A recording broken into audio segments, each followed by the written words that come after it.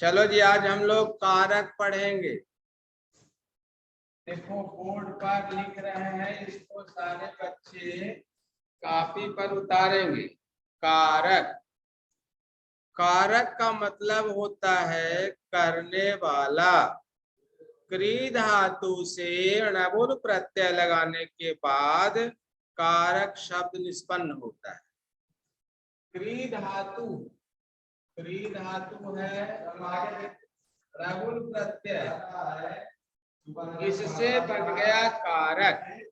जैसे पाठक का मतलब होता है पढ़ने वाला, गायक का मतलब गाने वाला, नर्तक का मतलब नाचने वाला, धावक का मतलब दौड़ने वाला। उसी तरह से कारक का मतलब हुआ करने वाला। यहाँ पर क्री धातु है, क्री धातु जो है करने के अर्थ में।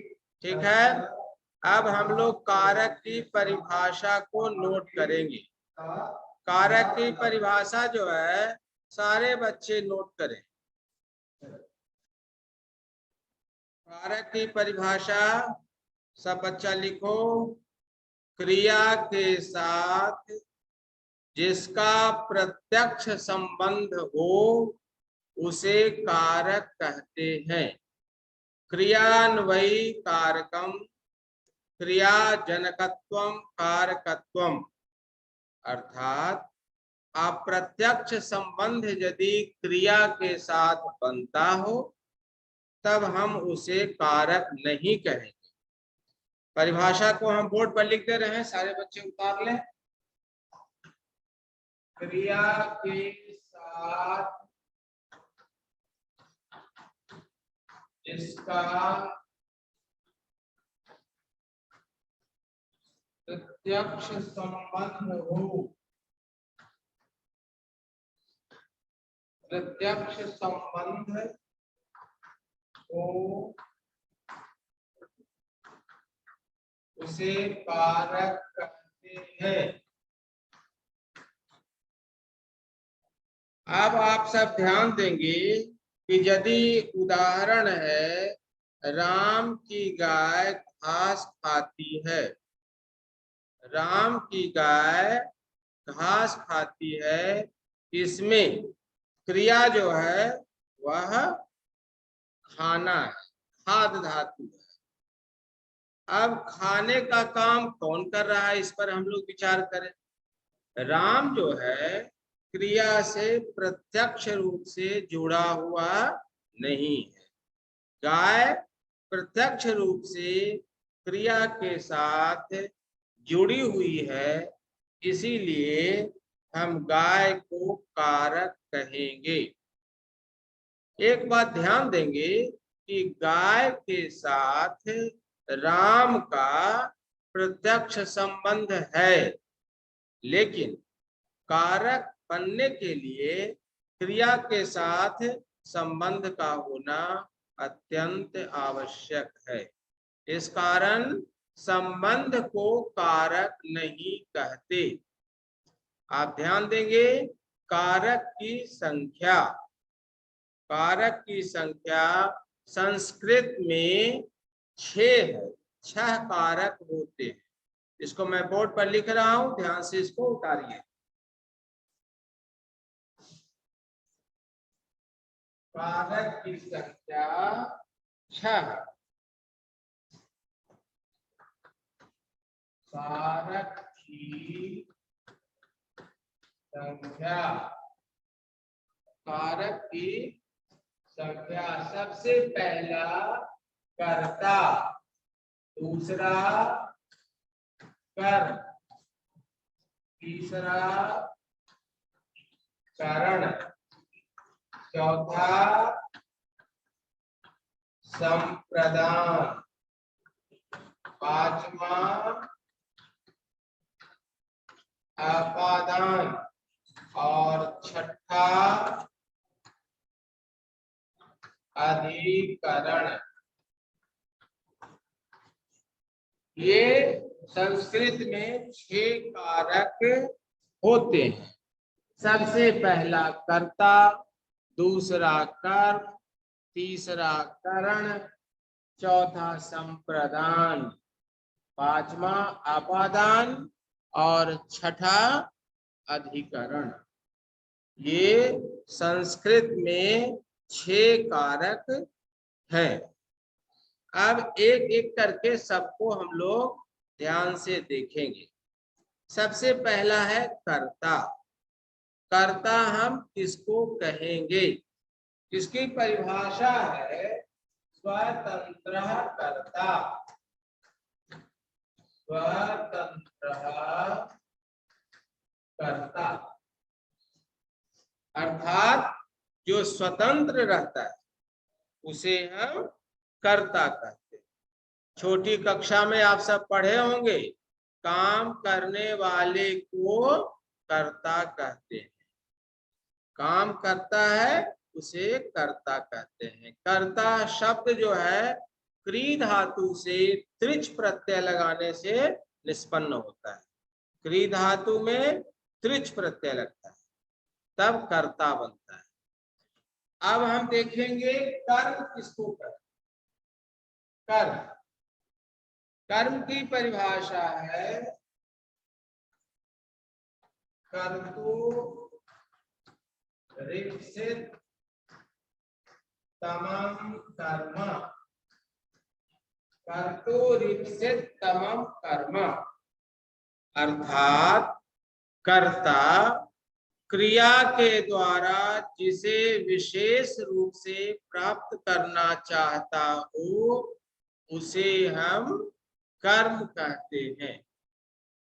फिर से एक बार सुनेंगे।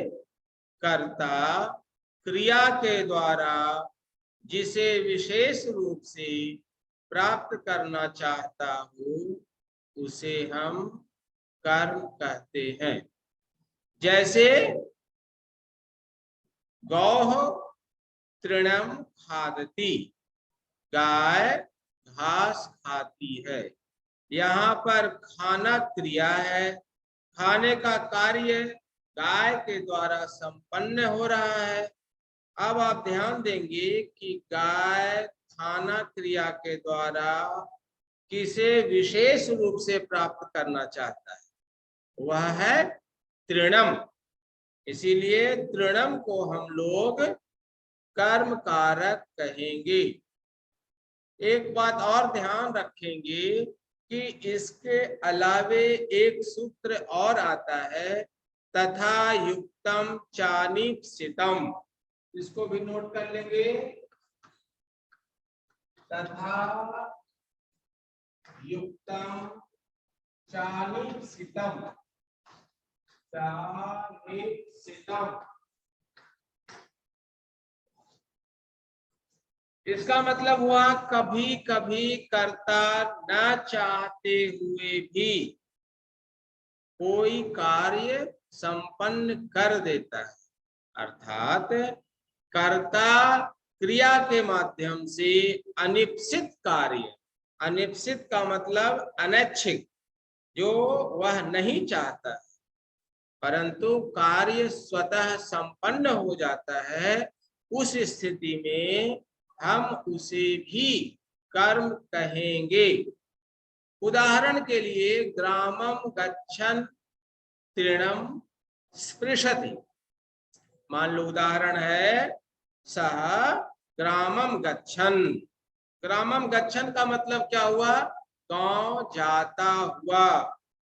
इसमें क्षत्रि प्रत्यय लगा हुआ है। क्षत्रि प्रत्यय कहाँ लगता है? निरंतरता के अर्थ में क्षत्रि प्रत्यय का प्रयोग होता है। जैसे अंग्रेजी में ing V4 जहां लगता है, he is going, he is going जहां पर होता है उसी अर्थ में सह गच्छन् अस्ति का प्रयोग होता है, निरंतरता के अर्थ। एक यदि सिंपल वाक्य है, मान लो कि वह जाता है। प्यारे बच्चे अब आप ध्यान देंगे। उदाहरण बना ग्रामम गच्छन् तृणम स्पृशति। अब यहाँ पर घास का स्पर्श जो है न चाहते हुए उसके द्वारा संपन्न हो गया, तब वैसी स्थिति में हम तृणम को भी कर्म कारक कहेंगे। विषम भुंक्ते ओदनम खादती। मान लिया ओदन में, चावल में विष मिलाया हुआ है और कोई व्यक्ति खा रहा है, वैसी परिस्थिति में ओदन के साथ साथ विष का भी भोजन कर लेता है। अब हम यहाँ क्या कहेंगे? यहाँ हम कहेंगे कि विष जो है, जहर जो है, वह भी कर्म कारक कहलाएगा। अब हम लोग करण कारक को देखेंगे। करण कारक की परिभाषा है क्रियया यम अभिप्रैति। इसको इधर से मिटा देते हैं। करण कारक साधक तमम करणम। इसको आप लोग ध्यान से देखेंगे, साधक तमम करणम अर्थात कर्ता क्रिया के संपादन में जिसकी मदद लेता है, जिससे मदद लेता है, जिसके द्वारा कार्य संपन्न करता है, उसे हम करण कहते हैं। यानी कर्म के हो जाने के लिए जिसकी मदद ली जाती हो, उसे हम करण कहते हैं। ठीक है। अब हम लोग इसके बारे में देखेंगे, जैसे सह पत्रम लिखति कलमेन। सह कलमेन पत्रम लिखति, वह कलम से पत्र लिखता है। यहाँ ध्यान देंगे कि वह कर्ता जो है पत्र लिखना चाहता है। पत्र उसका कर्म है। कर्म क्यों है? क्योंकि कर्तुरीप्सित तमाम कर्म, अर्थात कर्ता उसे विशेष रूप से प्राप्त करना चाहता है, परंतु उसके लिए मदद की अपेक्षा है, तो कलम से वह मदद लेता है। अतः हम कलम को करण कारक कहेंगे। वह साइकिल से स्कूल जाता है, साइकिल से वह मदद लेता है, उसके द्वारा वह स्कूल जाता है, इसलिए साइकिल को हम कारण कारक कहेंगे। यहां तक सारे बच्चे समझ लिए? कहीं कोई प्रश्न? कोई प्रश्न नहीं? बहुत अच्छे। अब हम लोग संप्रदान कारक को देखेंगे। आप सब जानते हैं कि कार्य जो है कभी कभी किसी दूसरे के लिए संपन्न होता है। जैसे क्रियया यम अभिप्रैति संप्रदानम, क्रिया के द्वारा जिसे कर्ता कार्य करता हो, यानी जिस किसी के लिए कार्य संपन्न हो रहा हो, उसे हम संप्रदान कारक कहते हैं। इसकी दो व्याख्या है। पहला, कर्मणा यम अभिप्रैति संप्रदानम। दूसरा, क्रियया यम अभिप्रैति संप्रदानम, यानी क्रिया के द्वारा कर्ता किसी विशेष को संतुष्ट करना चाहता है, तब हम उसको संप्रदान कहेंगे। दूसरी बात, कर्म के द्वारा यदि कर्ता किसी को संतुष्ट करना चाहता है, वैसी स्थिति में भी हम उसको संप्रदान कहेंगे। जैसे राजा ब्राह्मण को वस्त्र देता है, यहाँ पर दा धातु है। दा धातु का मतलब होता है देना। अब देना, इस क्रिया के द्वारा कर्ता राजा जो है वह ब्राह्मण को संतुष्ट करना चाहता है ना। इस कारण से हम ब्राह्मण को संप्रदान कहेंगे और उसमें चतुर्थी विभक्ति का प्रयोग करेंगे। वह भिक्षुक को वस्त्र देता है। वस्त्र देना, इस कारण से वह भिक्षुक को प्रसन्न करना चाहता है। यहाँ पर भी दा धातु का प्रयोग है, इसलिए भिक्षुक जो है वह संप्रदान कारक कहलाएगा। पांचवा है आपादान।